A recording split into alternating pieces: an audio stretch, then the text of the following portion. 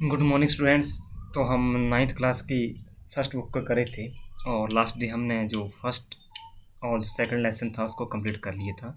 और second lesson का जो फर्स्ट एंड सेकंड पार्ट था वो भी हमने कंप्लीट कर लिया था। तो सेकंड लेसन में हमने पढ़ा था उस्ताद बिस्मिल्लाह खान के बारे में और उसके चाइल्डहुड के बारे में कि इस तरह बाद में उनको भारत रत्न दिया गया था और कितना उन्होंने इस दौरान स्ट्रगल किया। ओके, तो ये इसी लेसन से कुछ इंपॉर्टेंट क्वेश्चन बनते हैं, उनको आज हम डिस्कस करते हैं। ओके, सो फर्स्ट क्वेश्चन है यहाँ पे, जैसा कि आप अपने स्क्रीन पे देख रहे होंगे। वाई हैज़ औरंगजेब वैन playing the of the pungi. Okay, means जो इंस्ट्रूमेंट था उसको औरंगजेब ने बजाने के लिए क्यों मना कर दिया था। तो यहाँ पे आंसर लिखा simple, Aurangzeb dislike the sound produced by the pungi, it was considered to be reeded noise maker a shrill and unpleasant. तो इस पुंगी की जो साउंड थी वो क्या थी, अनप्लेजेंट थी और काफ़ी ज़्यादा वो तेज़ थी। ठीक है, श्रिल का मीन तेज होता है। सो ही वैन playing of pungi in court, इसी कारण क्या किया कि जो औरंगजेब थे उसने पुंगी को बजाने के लिए अपने कोर्ट में यानी दरबार में मना कर दिया। ओके, प्रोहिबिशन कर दिया उसको। तो फर्स्ट क्वेश्चन अपना फर्स्ट पैसेज से ही पढ़ लिया था मैंने, आपको जब पढ़ाया था तो मैंने आपको बताया था कि औरंगजेब ने क्यों इसको बंद किया था, क्योंकि ये जो साउंड होती थी इस इंस्ट्रूमेंट की वो काफ़ी ज़्यादा श्रील होती, तेज होती। ठीक है, इसके कारण उसको मैंने बैन कर दिया। ओके, तो ये फर्स्ट क्वेश्चन था। अब हम सेकंड क्वेश्चन की तरफ बढ़ते हैं। सेकंड क्वेश्चन है, how is a shehnai different from a pungi. तो यहाँ पे शहनाई और जो दूसरा इंस्ट्रूमेंट है पुंगी उसके बीच में डिफरेंस बताया गया है। Okay, although the shehnai is also a reeded musical instrument like the pungi. तो नेक्स्ट लेटर बता रहा है कि रीडेड मीन्स होता है एक खोखला। ठीक है, जैसे हमारी खोखला कोई बांस होता है, ठीक है, उसमें क्या है हम ड्रिल करते हैं, छेद करते हैं। ठीक है, तो उसको हम क्या बोलेंगे, रीडेड। तो यहाँ पर लेटर कहता है कि जो शहनाई वो क्या है, पुंगी की तरह क्या एक रीडेड म्यूजिकल इंस्ट्रूमेंट है। It differs in shape size and sound produce by it. But in दोनों में डिफरेंस क्या है पुंगी और शहनाई में, कि जो शहनाई की शेप वो अलग है, साइज उसका अलग है, और जो साउंड इसके द्वारा प्रोड्यूस की जाती है वो भी क्या है, बिल्कुल अलग है। Okay, it was made with a hollow stem which was no longer and broader than the pungi. Okay, तो नेक्स्ट सेम बताया है कि ये जो स्टेम होता है तना, ठीक है, या टहनी से, तो ये जो शहनाई एक खोखली स्टेम से बनाई जाती है जो कि पुंगी से ज़्यादा लंबी और चौड़ी नहीं होती है, मीन उसके शेप थोड़ी सी कम होती है। The sound produced by the shehnai was soft and melodious in contrast to the shrill noise by the pungi. Okay, तो नेक्स्ट लेटर बताने की ये कोशिश कर रहा है कि जो साउंड पुंगी द्वारा प्रोड्यूस की जाती है, ओके, वो काफ़ी ज़्यादा श्रिल होती है, बट जो शहनाई द्वारा साउंड प्रोड्यूस की जाती है वो काफ़ी ज़्यादा स्वीट्स होती है। ठीक है, तो इसीलिए क्या है यहाँ पे डिफरेंस बताया गया है किसमें, शहनाई और पुंगी में। ओके, तो आई होप आपको ये जो डिफरेंस है वो क्लियर हो गया कि जो पुंगी की साउंड थी वो क्या होती थी, श्रिल होती थी। ठीक है, अपने यहाँ रहना किसकी साउंड श्रिल होती थी, स्पेलिंग याद कर लेना आप। और जो शहनाई की साउंड है वो काफ़ी ज़्यादा क्या होती है, मेलोडियस होती है। ओके, आप इसको स्वीट नहीं मेलोडियस लिख सकते हैं। ठीक है, स्वीट वर्ड कुछ और है, मेलोडियस बिल्कुल एग्जैक्ट वर्ड है शहनाई के लिए। ओके, सो नेक्स्ट है यहाँ पे, where was the shehnai played traditionally, कि जो शहनाई थी वो कहाँ पे ट्रेडिशनली प्लेड की जाती थी। How did Bismillah Khan change this, और बिस्मिल्लाह खान ने इसको किस तरह चेंज किया। ओके, सो आंसर है यहाँ पे traditionally the shehnai was played at the royal court at the part of tradition collection of musical called naubat. Okay, तो यहाँ पे लेटर ने बताया कि जो शहनाई है वो रॉयल कोर्ट में लेके जाती थी। ओके, और ये कब लेके जाती थी, जब कोई रिचुअल कस्टम हो। ओके, तो उस दौरान ये क्या था, प्ले की जाती है। यहाँ पे एक रिचुअल बताया ना, नवात। ओके, तो इस अवसर पे भी क्या था, एक मुस्लिम फेस्टिवल है, तो इस दौरान भी ये जो शहनाई थी वो प्ले की जाती थी in the temples and at weddings. Okay, तो नेक्स्ट लेटर बताता है कि जो टेम्पल्स थे वहाँ पे ही और जब बैटिंग्स होती थी उस दौरान भी ये शहनाई प्ले की जाती थी।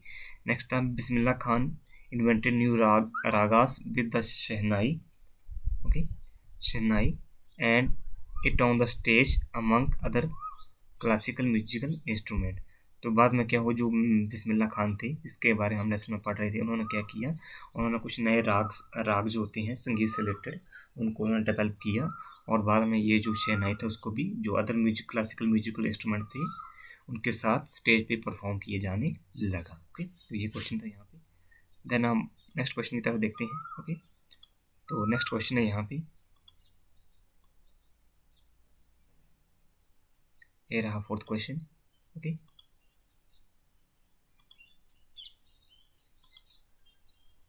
तो नेक्स्ट क्वेश्चन है,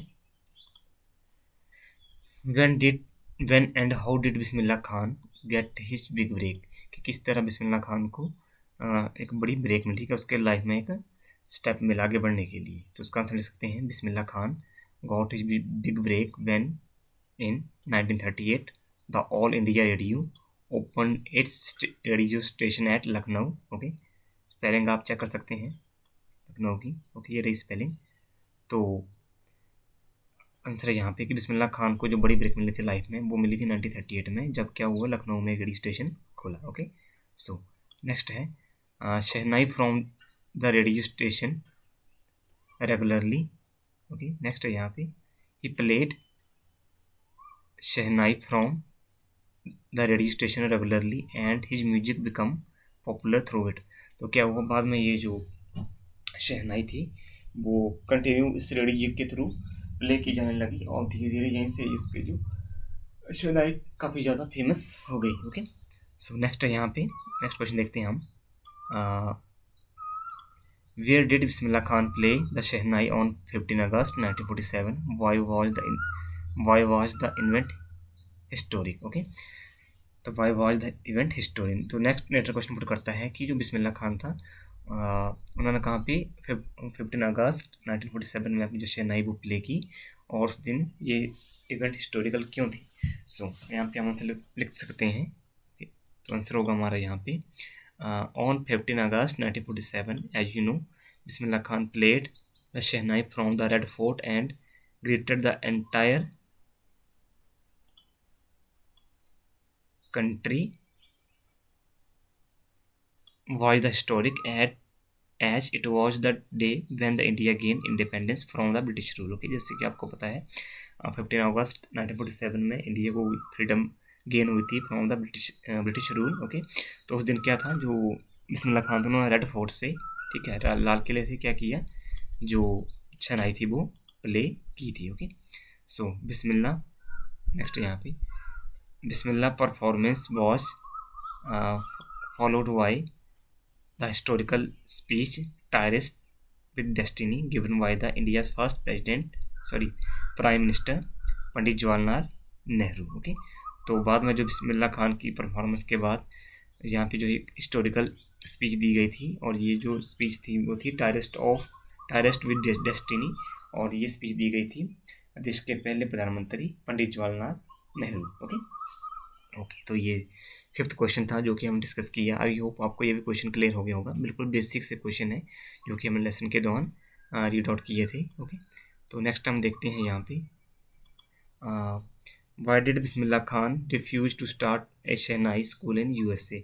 तो यहाँ पे क्वेश्चन पुट किया गया है कि जो बिस्मिल्लाह खान थे उन्होंने रिफ्यूज क्यों किया। रिफ्यूज का मीनिंग होता है इनकार करना, ठीक है, कि इनकार क्यों किया शहनाई स्कूल खोलने के लिए कहाँ पे, USA में। ओके, सो तो लेसन में मैंने आपको बताया था कि जो बिस्मिल्लाह खान थे वो अपनी जो जगह थी, जो दमरौन और जो बनारस घाट था उनको काफ़ी ज़्यादा पसंद था, और इसको छोड़ के वे कहीं भी नहीं जाना चाहते थे। ओके, सो आंसर लिख सकते हैं, Bismillah Khan was attach to the temple of Banaras. Okay, कि बिस्मिल्लाह खान जो काफ़ी ज़्यादा अटैच थे किससे, जो टेम्पल था बनारस में उसके साथ। Okay, and the river Ganga, और जो रिवर गंगा थी उसके साथ भी काफ़ी ज़्यादा इमोशनली अटैच थे। He could not leave.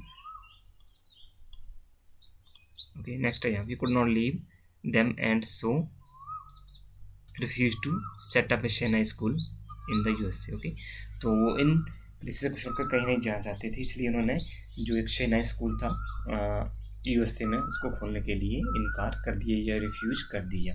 तो ये भी बिल्कुल सिंपल सा क्वेश्चन है। आई होप ये क्वेश्चन भी आपको क्लियर हो गया होगा। ओके, सो नेक्स्ट एक और क्वेश्चन है जो डिस्कस करते हैं हम। ओके, क्वेश्चन है यहाँ पे कि find at least two instances in the text which tell you Bismillah Khan loves India and Banaras। तो नेक्स्ट नेट ऑफ इंस्टांस का मीनिंग होता है, यहाँ पे मैं वर्ड का आपको हाईलाइट कर देता हूँ। इस वर्ड का मीनिंग होता है उदाहरण, ओके, या एग्जाम्पल।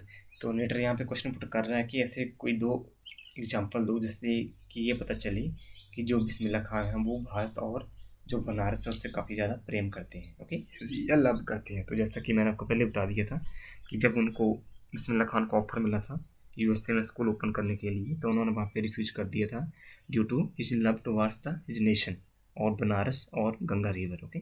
सो आंसर हम लिख सकते हैं Bismillah love for India and Banaras are shown by the fact that he refused to set up a Chennai school, okay, could not leave Banaras and river Ganga। दोबारा मैं आपको रिपीट कर देता हूँ, बिस्मिल्लाह खान, ओके, बिस्मिल्लाह's love for India and Banaras are shown by